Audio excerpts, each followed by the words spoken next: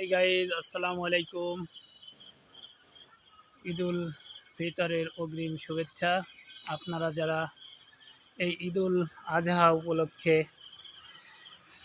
আল্লাহর নামে কোরবানি করার জন্য পশু ক্রয় করেছেন, আপনারা পশুর দিকে সর্বদা লক্ষ্য রাখবেন যাতে কোনো মহল আপনার পশুটিকে নিয়ে সোশ্যাল মিডিয়ায় বিভিন্ন দাম দরের কথা না হাঁকায়।